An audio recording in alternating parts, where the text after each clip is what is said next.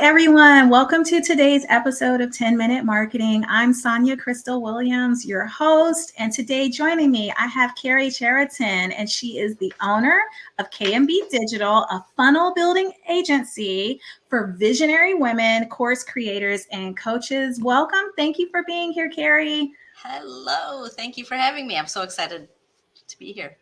Absolutely. So I want to go back to your bio because it says funnel building strategist. And I feel like funnel is one of those words that like people hear a lot, but I feel like they don't exactly know what that means. I want to start, or maybe they do, but I don't know if they understand the fullness of it, which is why I think it's really great having you here today. So let me start with the most basic of basic questions, Karrie. To you, what's a funnel and what's the value of any brand having a funnel set up for themselves? Sure. Well, to put it simply, a funnel is just like the journey you're taking your customer through from how they meet you to potentially a sale or booking a call. Like you're in charge of the funnel. Like you will reverse engineer it. What's the thing? Do you want a sale? Do you want a call? You know, what's the end game? Mm-hmm. And so the way that I talk about what a funnel is I compare it to what it's not, because I think most people know by now what a website is. You go to a website, it's usually like 3 to 5 pages. There's tabs on the top, like about and contact me and, you know, all the things. And so like, and potentially a blog. So when you go to a website, and I mean, that could be a whole nother conversation about websites versus funnels. Absolutely.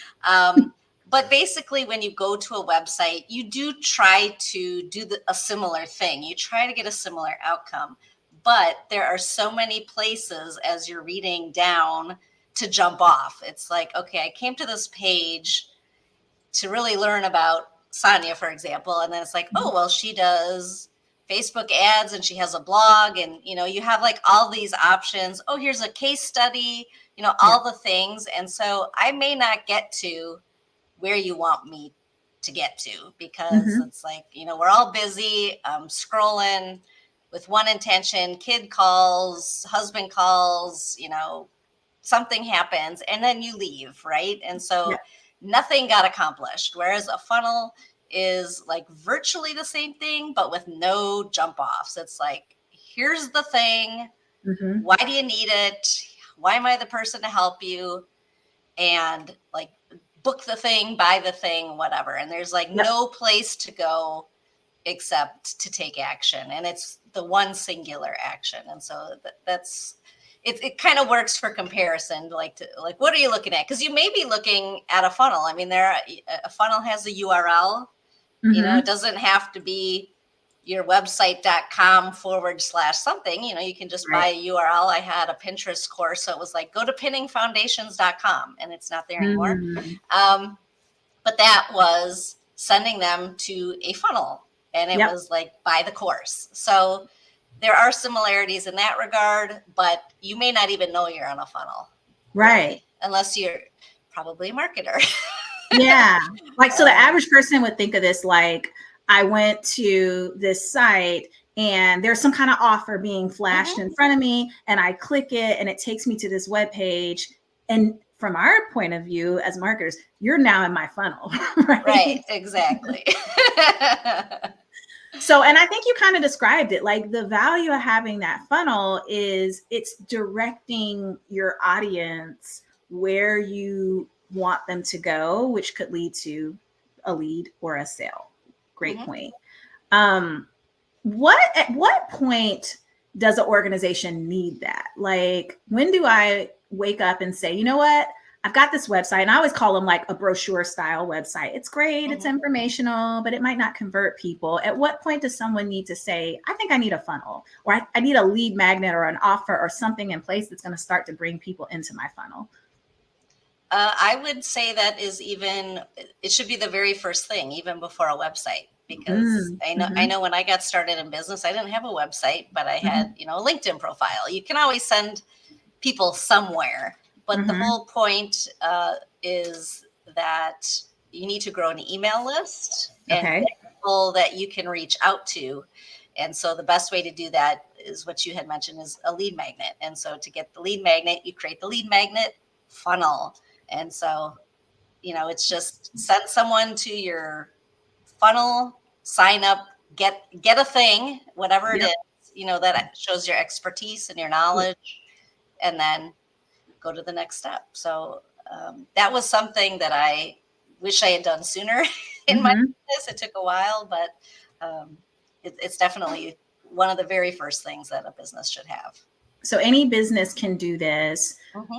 If I'm doing it and I don't have a website yet, like what does a person use? Even some people, if they have websites, like what are good softwares or tools or apps that people could use to host their funnel? Yeah, there's a couple different types of software. I mean, one, if you have a website, oftentimes you can have a funnel on a website page. Okay. So that's using like software that you already have. There is specific funnel software. Like there's so many, Kartra, High Level, System.io. I mean, there's a gazillion out there.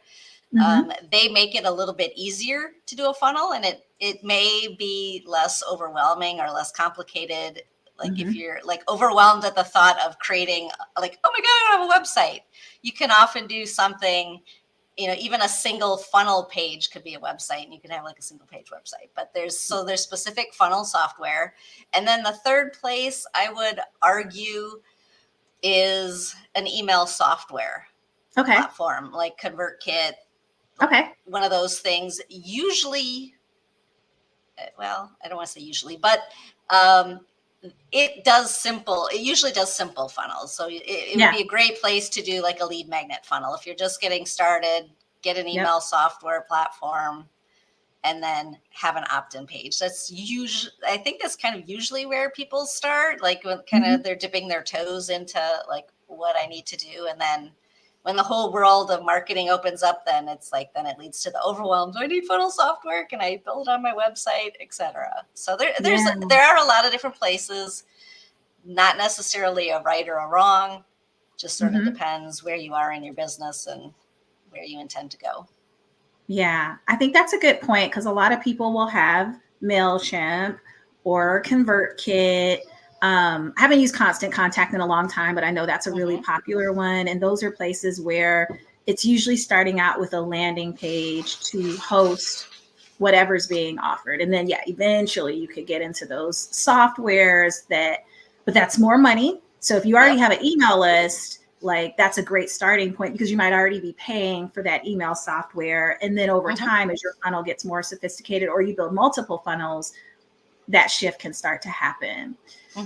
So Karrie, tell me where you come in with your service. At what point are you usually helping business owners? Is it building the funnel from scratch, or is it people that have a funnel and they're like, what do I do? I built this thing. I don't know what to do with it. Because I hear that a lot. And you're like the perfect person to step in and say, well, here's what you do. So where do you come in and help? Yes. Well, and I've had that too. Like, oh, I've built the thing. Now what do I do? And, build it and they will come doesn't necessarily work. Exactly. But I work with all, like really all levels of businesses. I do have a soft spot, and I do like to work with beginners, because it's like, they're like, they're sort of green, like, okay, I heard I need a funnel. This is what I want to do. Yeah. And I don't know the tech.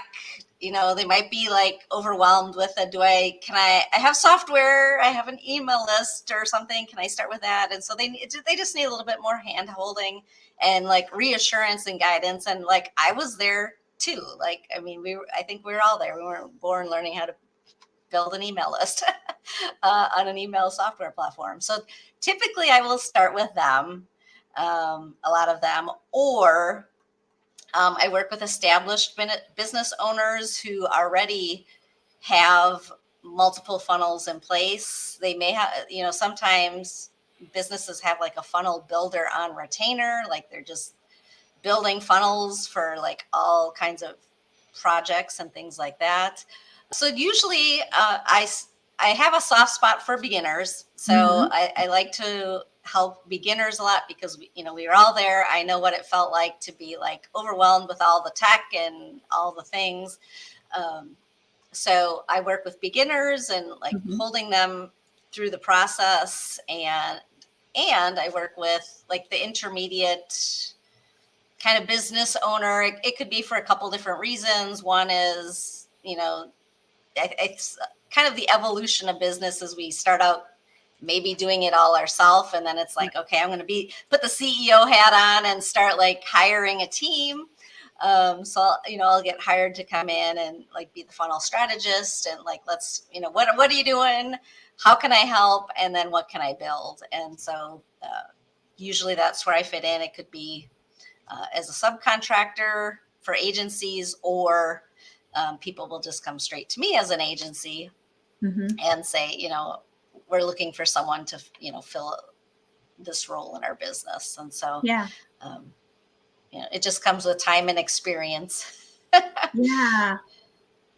And I think you kind of started to answer another question, which is once a funnel is in place, like who's the person responsible for managing? And it just looks different for different organizations, because I'll hear that some people are ready to really fully step up into that CEO role and pass it along. So there's the outsource method. If someone's managing it in-house or in coordination with the agency, like who's usually the point person for managing?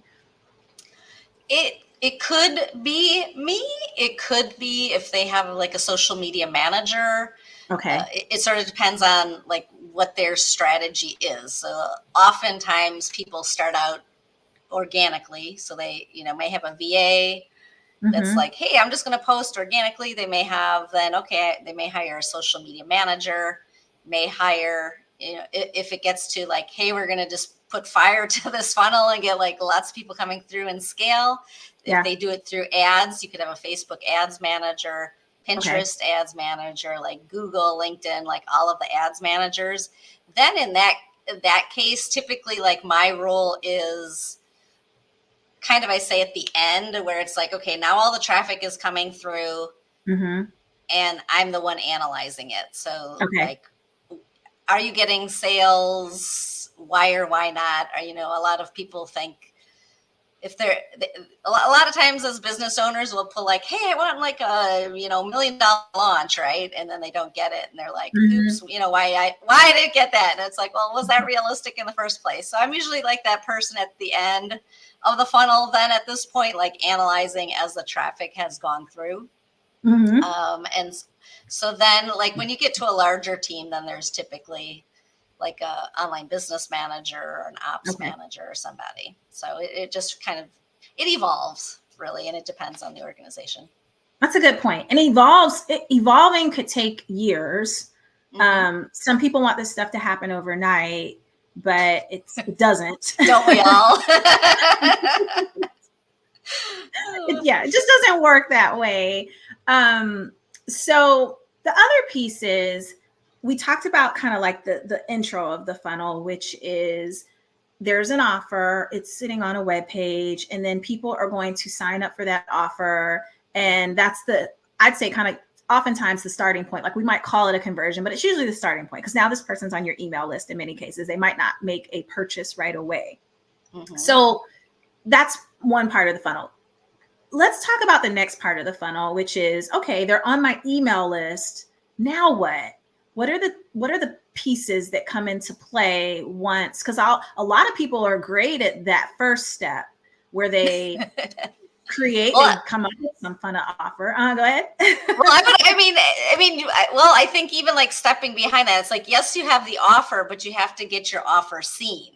So it's like really the whole, like they call it top of funnel. Like how do you get your funnel in front of people? And so that was sort of what we alluded to. You build the funnel and like, why is no one buying, or, why is no one seeing it? And a lot of times like beginners who are like told you need a funnel, they're like, okay, built the funnel, but who am I going to sell to? And so it to me, like that's the very beginning of like, how do you get people into your funnel? And so that is, what I typically see is that it's usually not your offer. It's usually not the funnel. Usually all that works. It's you're having a conversion problem because you have a traffic problem, which means that not enough people are seeing your offer. And that's probably why you're not getting as many sales, because I think we kind of go with unrealistic expectations that, oh, if everyone like goes to my landing page or the page, that they're going to automatically buy.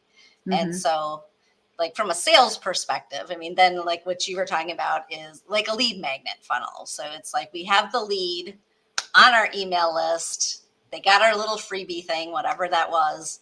Now what do we do with them?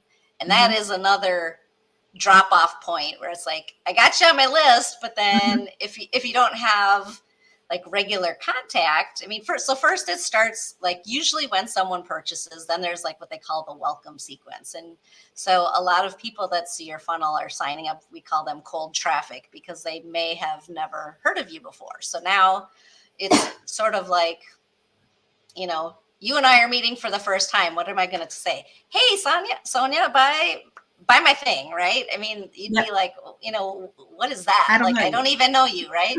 So it's like it's like people equate it to dating. It's like, you know, you just don't, you're not like, hey, buy my thing, or, you know, hey, let's work together. People need to know each other. And so in that welcome sequence is where you're sharing more about you, maybe your philosophy, how you work.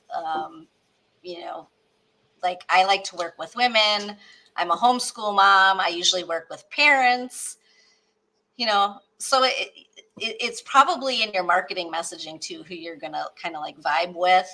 But, you know, it's a way to, at that point, I mean, someone may have jumped on your list and then you're going to go through your welcome sequence. That's kind of like that informal, like dating. And people are like, I don't know, she seems like a little bit too much, or yeah, you know, she's someone that I feel like I could trust. Like she's, you know, you share some of your experience. You may want to share other content you've created as a way to let people know about you and what you do. And so that's sort of like that feeling thing, that relationship, like, okay, is this someone who I can work with? And so as the business owner, you need to definitely have like that welcome sequence. But then after that, you need to have a regular email, like newsletter or email cadence. Like, is it once a week? Is it once a month? You know, set the expectation. Usually you can do one of two things, is like kind of at the end of the welcome sequence, after we've kind of like danced around and got to know each other, like what's the next step? Do you want to, like for me as a service provider, as a funnel builder, it's like, hey, do you need a funnel? Do you want to talk strategy? Book a call? Or, you know, maybe you're not at that point yet in your business where it's like you have a thing to sell, but tell them, okay, you know, now you're on my email list, you know, the welcome sequence is over. We've gotten to know each other, and you're going to hear from me like once a month. Or, you know, or once a week, so that when you pop up, like I prefer like once a week, so that you're, you know, continuing to stay in front of someone. But like, you know, I know it's hard to be consistent. And so then like, you know, tell them, oh, I'm going to email you. I have a monthly newsletter, so that when you show up a month later, they're not like, oh yeah, who are you? You know, they're expecting like, oh yeah, that's that Karrie. I got her thing. What does she got to say? Like that type of thing. So that is the key too, because way too many people like collect the leads, but then they don't do anything with them. Yeah. So, okay. So I kind of skipped a step. Let's rewind. So we jumped to step 3. So step 1, offer in place, something to get people into the funnel. Step 2, which we're about to talk about, we need to get traffic there. Step 3, which you just talked about. Okay, I have a lead. Now what? And welcome sequence is the starting to that answer. So let's go back a step to that middle part that you brought up, that a lot of people hear, oh, you should have a funnel. And then they build the funnel. And then it's like, but no one's signing up for my offer. No one's buying my course. So what are some, in your experience, just broadly, what are some of the most effective ways that you've seen businesses start to generate the traffic they need to get their funnel seen more, or their offer seen more, that web page? All the things work. what really is the key is what you can commit to consistently. Okay. And so there is, I mean, obviously we're all on social media. You'll see bombarded multiple times a day if you're on social media multiple times a day with offers. And social media can be like many things. It could be like you're just posting about it. It could be like we're doing this podcast together, and it could, it's like getting in front of other people's audiences. It could be local networking, and I mean, there's summits, there's bundles, there's Facebook ads, Pinterest ads, all of the ads. I mean, that is a way, people, you either pay with time or money. And so if you got the money, do the ads. If you got the time, go organic. There's so many different ways. And it's whatever it really, the thing is keeping people, coming into your funnel, and, it's you getting in front of people no matter which way that is. And so even if you don't think a funnel is for you, I mean, like, let's, as you're in business, you want to send people somewhere. So send them to, a funnel page, website page.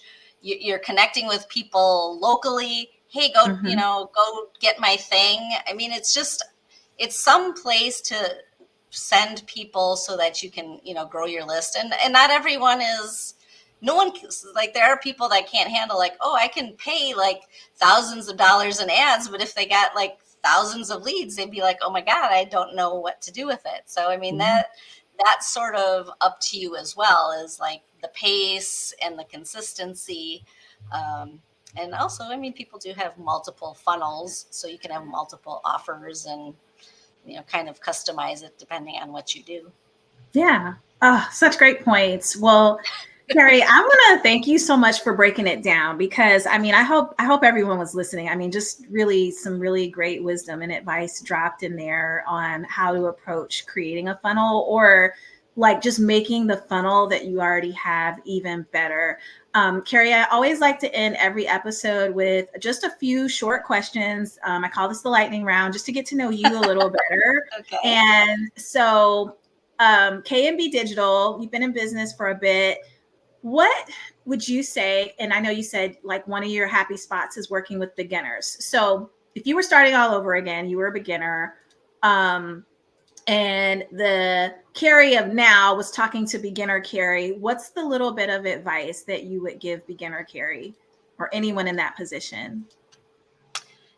Well, besides getting an email funnel, lead magnet funnel, whatever you want to call it, in place, talk about it. Because like the mistake I made was exactly what I did. I like built it. I put it on social media like a couple times, and I thought the whole world had seen it. And it was, so once you build the thing, you got to keep on talking about it until you're tired of talking about it, and then talk about it some more.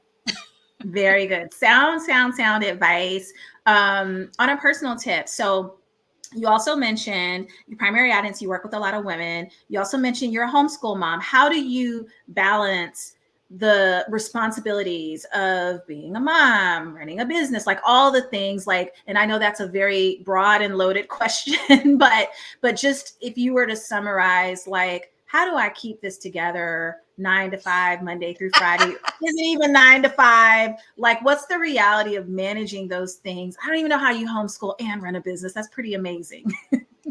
Well, and it's funny. I have to say that actually, like, I have to take the homeschooling hat off, because now, just because we're recording this at the end of August, my last baby went to college. So now it's like, oh my God, I'm not a homeschooling mom anymore.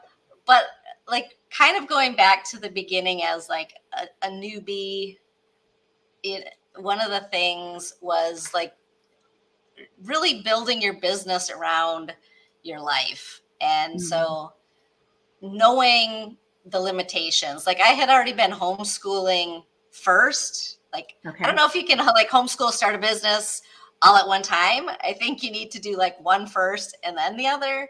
And like, just be realistic with your time, the type of business. And so like when I started, I was a virtual assistant and I had done social media management. So, you know, I was up front. I'm like, I'm homeschooling. You're not going to get me between like 10 and 2. And, you know, I work in the morning, I work at night. And most people are like, well, I don't care when you work, just get the work done. And like social media, you can plan it to go out anytime. And so I knew that, you know, I was up front with my clients, and you're like, you're either going to love me and you're going to be fine with that. Or if you're not, then you're not my person. And then, you know, just planning, you know, don't pick up a customer service role, answering phones if you got kids like screaming in the background. So just like be realistic. And then also, you know, just try to, and I say try to, kind of set parameters and outsource. That would be my other thing. Buy your groceries online, you know, start, you know, you don't have to have the nanny and the cook and the chauffeur and like all the things like we think we would like, you know, but start small and try to like delegate, give your kids chores. Like kids nowadays, you know, mom does everything, or it's, you know, whatever it is, but it's like, it's not going to hurt a kid to help around the house. And so that's probably another conversation for another day, but whole nother, but also setting another type of expectation and parameters. And it's just doing it with your kids. I love this. I hear where you're coming from. I went through this when I had my son. So I had my kids later in life. So I've got a 8 and 4-year-old, but had to make a shift in how I manage things. And to your point, build the business around my life now. My life is not built around this business. So I really, really love that. Thank you so much, Karrie. So a couple of quick things as we wrap up. One, you have a funnel, you have an offer, something that people can kind of take away. Where can people find that? And for everyone, I'll drop that into the description. So look out for that link. But Karrie, tell us a little about it and where people can get it. Sure. This is my Flood Your Funnel with Traffic guide. And so this like goes back to exactly what we were talking about, but this has like over 50 ways to get traffic to your funnel. And so there may be things that you're like, oh, well, yeah, duh, but like what else, you know? And so there's just so many ways, and it doesn't have to be just one way. So you could like implement a couple. And so it was literally with the problem that I saw. It was like people would come to me and it's like, my funnel's not converting. It's like, it's not a funnel thing. It's a traffic thing. Here's your guide. Go find, you know, 4 or 5 ways and like, you know, chip away at getting your funnel filled with traffic. And so that is my free gift. And I hope that it helps all business owners. I mean, that it's a, you know, whether you're new or you're, you know, you've been in business 20 years, you know, you need new people, new leads, you know, the different ways change, but then they stay the same, you know, it's one of those things. So awesome. So everybody look out for that in the description, as well as how you can get in touch with Karrie. Karrie, thank you so much for being here. For everyone else, we'll see you next time. Oh my God. Thank you so much for having me. All right.